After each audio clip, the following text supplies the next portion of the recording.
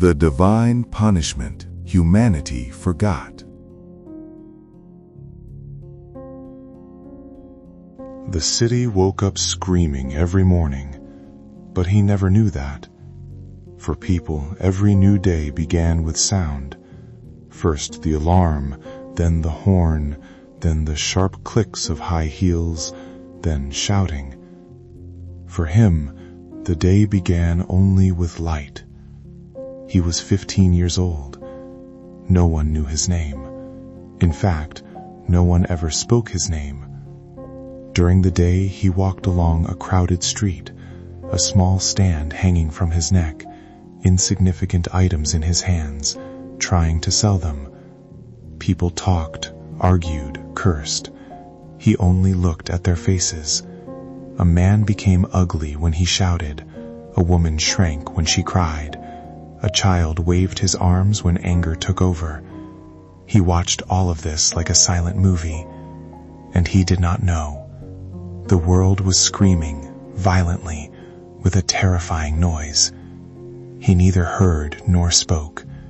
He lived only by seeing. Perhaps it was an injustice to his eyes to load them with the entire weight of the world. It was an extremely crowded and fast-flowing street. At most, one could follow someone with their eyes for 10 seconds. Either they got into a vehicle and disappeared, or turned into one of the side streets and vanished. So many things were moving, yet not a single sound was coming from them. While silent, the meanings reflected through life using only images were completely different. At one point, he noticed that the clouds in the sky and the people on the ground were flowing in the same direction at the same speed. Would they rain somewhere and flow away? Would those rains turn into floods, gather into a river, and slowly carry themselves elsewhere? Was this street the flooded form of the people who once rained down on this city? Was this what they called a human flood? Was he a flower trying to survive with just a few drops on the edge of this flood? Or a bee that ignored the flood entirely, landing from one flower to another in search of a tiny essence? Were all the answers hidden in the sounds he could not hear? But at night he went somewhere else. Sleep was not darkness for him.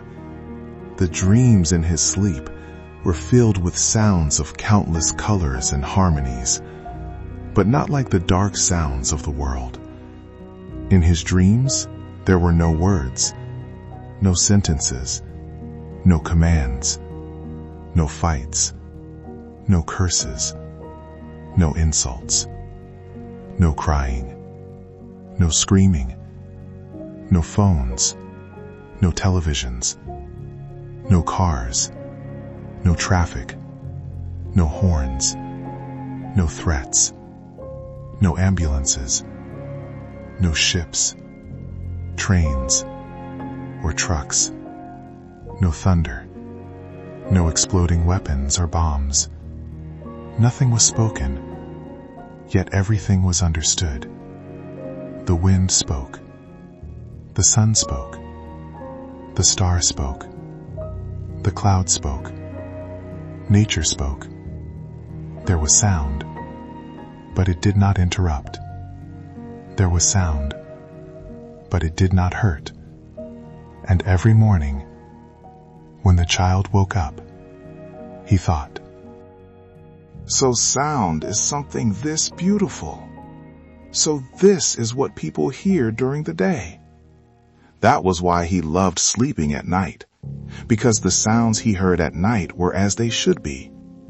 All sounds were melodies coming from the divine realm, velvet soft, soothing, peaceful. But during the day, as he walked through the city, he could not understand why people were so angry, why faces tightened, why hands trembled, why eyes avoided one another.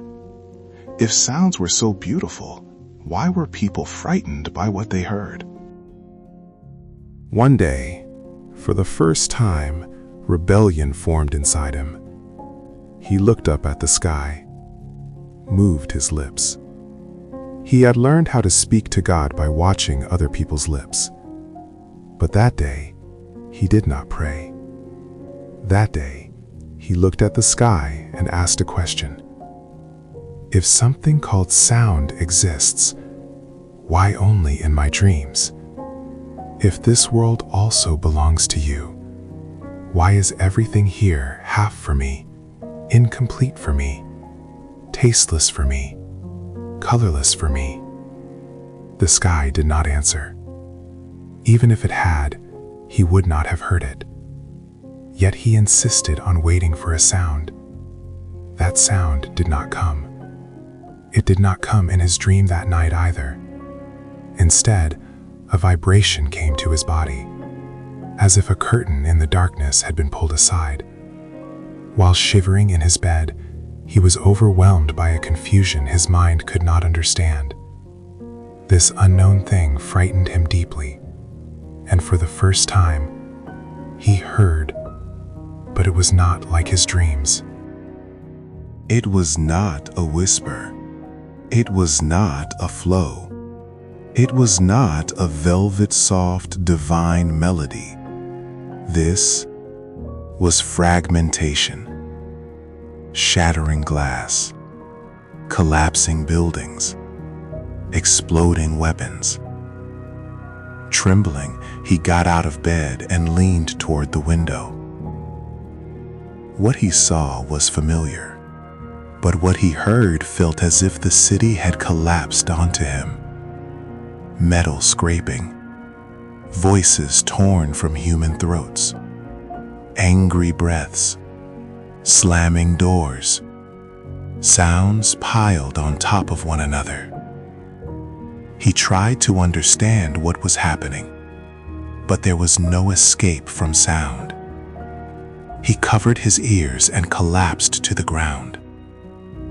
And in that moment, he understood why people went mad, why people shouted, why people could not remain silent, and why they were unhappy. Sound had turned into a weapon in this world. The shouting of those trying to be right, the horn of the one trying to get ahead in traffic, the factory of the one wanting to produce more, the construction machines of the one wanting taller buildings, the news broadcasts directing the masses. Sound also had speed, slower than light, yet more effective than light. On rainy nights, people were startled not when lightning struck, but when the loud thunder followed. They had abandoned what they truly should fear and began fearing what they should not. Humanity, afraid of sound, then learned to use sound as a weapon. Beautiful sounds were exhausted. Commanding, shouting, soul-darkening sounds were released into life like terrorist groups. Days passed, but the child could not adapt, because what he noticed was this: sounds were not merely heard. They opened a cinema screen in the mind, in the subconscious. When a man said, "I'm fine," collapse lay beneath his voice. When a woman prayed, fear leaked between her words. When a child laughed loudly, the laughter carried anxiety about loss beneath it. And he realized this: sound did not complete life. It fragmented life. Unable to endure it, he rebelled once more, this time against what he heard. He called out to God. He begged. His hands were not enough to cover his ears. Crying, he fell asleep, carried by his own sobbing sound. That night, a being of light appeared in his dream. It did not speak, but the child understood what the being conveyed. "Sound is a veil," said the being of light. A veil that tests your attachment to the matrix of this world. A veil that makes the unreal seem real. An opportunity that provokes curiosity about what lies beyond it. The punishment of Adam and Eve, expelled from heaven, was not only death, illness, hunger, loneliness, burning sun, darkness, or freezing storms. It was sound, a veil that covered all of these and intensified their effect. In the beginning, the world was silent. As your numbers increased, sounds increased as well. Sound was not enough for you. You amplified it with megaphones and loudspeakers. As sound increased, you became enslaved by it. That is why people mistook hearing for truth and feared silence. Very, very few of you allowed silence, the true voice of reality, a chance. The child asked, "Why?" The answer came, God had offered you all His unique gifts. Until the moment of your creation, you were His most beloved among all beings. He opened for you a dimension free from everything that hurts, frightens, makes you cry, makes you long, or leaves you thirsty in this world. And He had only one request from you: never listen to the devil. You did, and in that moment, you angered God. You thought your punishment was being expelled from heaven, and you still think so, but your punishment was sound. When you opened your eyes to the world, you thought hearing was a reward. You never realized that this divine punishment you called a reward, because in this world, the devil's voice always sounded sweeter to you than the voices of your spiritual guides. Of course, God exempted some of His beloved servants from this punishment. You were one of them. Your rebellion echoed in the divine realm, and we gave you what you asked for. Now we ask you once again, do you still want to hear? With aching pain inside him, the child said, "No, never again." When morning came, the city was screaming again. But the child no longer heard sound. He now saw sound. Waves suspended in the air clung to people's faces like dirty glue, bending their thoughts, fading colors, distorting reality. All sounds, except those of nature, struck every soul like a dagger, leaving wounds. The more a person spoke, the smaller they became. The more a person remained silent, the cleaner they appeared. And the child understood. Silence was not absence. Silence was spiritual purification.